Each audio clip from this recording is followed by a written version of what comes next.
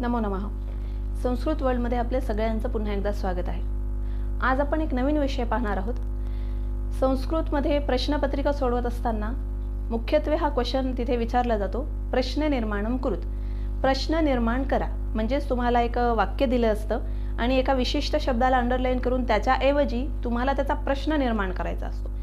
मुलांना अडचणी अशा येतात की प्रश्न निर्माण करत असताना त्याच्या जागी संस्कृतमध्ये शब्द कुठला वापरायचा हे मुलांना कळत नाही.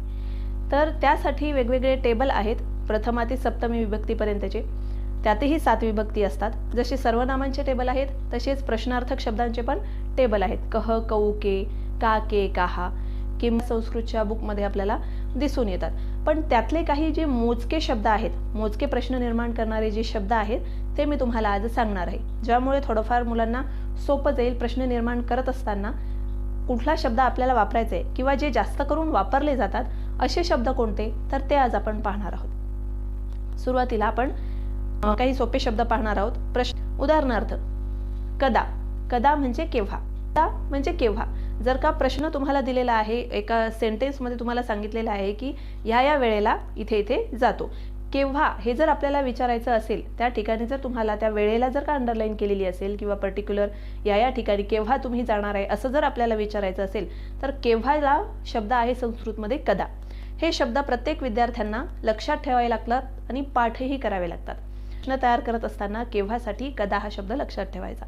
त्यानंतर कुत्र. कुठे जात आहे असं जर आपल्याला विचारायचं असेल किंवा तो कुठे आहे, ती कुठे आहे असं जर आपल्याला विचारायचं असेल, प्रश्न निर्माण करायचा असेल कुठे या शब्दासाठी, तर कुठेला संस्कृतमध्ये कुत्र असं आपण म्हणू शकतो. कथम म्हणजे कसे. कसे आहात, तुम्ही कसे आहात असं जर आपल्याला विचारायचं असेल, कसे आहात याला शब्द आहे कथम. त्यानंतर जसं आपण याआधी स्त्रीलिंगी, पुल्लिंगी आणि नपुंसकलिंगी असे 3 प्रकारचे टेबल पाहिलेले आहे, नाऊन आणि प्रोनाऊन म्हणजे नाम आणि सर्वनाम यामध्ये. त्याच पद्धतीने विचारायचं असेल की कोण आहे. कोण आहे तिकडे. जर का तुम्हाला दिलेला धडा माहीत असतो, त्या धड्यामध्ये त्या धड्यावर जर विचारलेला प्रश्न असेल, त्यामध्ये जर पुरुषवाचक सर्वनाम असेल किंवा पुल्लिंगी नाऊन असेल, जर का तो मनुष्य आलेला आहे, त्याचं नाव त्या धड्यामध्ये दिलेलं असतं, तर पुल्लिंगीसाठी कह हा शब्द वापरायचा आहे. कह म्हणजे कोण. कोण आला, तिथे मुलाचं नाव येईल उत्तरामध्ये किंवा पुरुषाचं नाव येईल. जर का मुलीचं नाव आपल्याला दिलेलं असेल आणि विचारलं असेल की प्रश्न निर्माण करा, सुधा आली. कोण आली जर आपल्याला म्हणायचं असेल तर कह असं आपल्याला विचारता येणार नाही, का असं विचारता येईल. कह म्हणजे कोण पुल्लिंगीसाठी वापरतात, का म्हणजे स्त्रीलिंगीसाठी वापरतात. का म्हणजे कोण, कोणती. स्त्रीलिंगी म्हणजे कोणती मुलगी किंवा कोण बाई ती आलेली आहे, तिच्यासाठी का असं वापरायचं आहे. त्यानंतर काय. काय जर आपल्याला विचारायचं असेल तर त्याला संस्कृतमध्ये किम असं म्हणतात. किम म्हणजे काय. कौ. कौ म्हणजे कोणाला. कोणाला, दोघांना. जर का दोघांना म्हणायचं असेल, कम म्हणजे कोणाला. कम म्हणजे एकच जण असेल तर कम. कौ म्हणजे 2. जसं देवम, देवौ असं आपण पाहतो. तसंच कम म्हणजे कोणाला एक जण असेल तर एकवचनी असेल तर कम, आणि कौ म्हणजे 2 जणांना. कोण 2 जणांना, कोणत्या दोघांसाठी, कोणाला, कोणाला दोघांना असं जर विचारायचं असेल तर कौ असं आपण तिथे वापरतो. त्यानंतर केन. केन म्हणजे तृतीय विभक्ती. कोणी किंवा कोणाकडून, कोणाद्वारे असं जर आपल्याला विचारायचं असेल तर केन असं आपण तिथे म्हणू शकतो. षष्टीमध्ये आपल्याला कस्य असं आपण वापरतो. स्य लागतो षष्टीला. कस्य म्हणजे कोणाचा.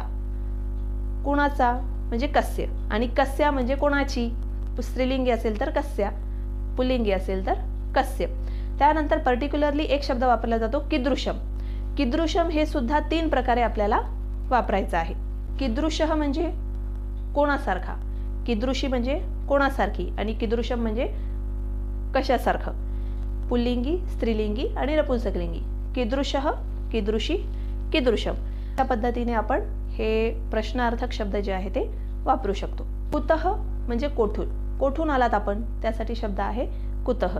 हे जे काही ठराविक शब्द आहेत हे प्रश्न निर्माण करण्यासाठी वापरले जातात आणि हेच दरवेळेस विचारले जातात.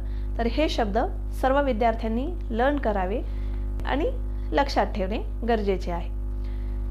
अशाच पद्धतीच्या नवीन व्हिडिओसोबत आपण पुन्हा एकदा भेटूया. तुम्हाला अजून काही अडचणी असतील, काही कळलं नसेल किंवा अजून काही जाणून घ्यायचं असेल तर तसं तुम्ही मला कमेंट बॉक्समध्ये सुचवू शकता, सांगू शकता. नवीन व्हिडिओसोबत लवकरच भेटूया. तोपर्यंत नमो नमः.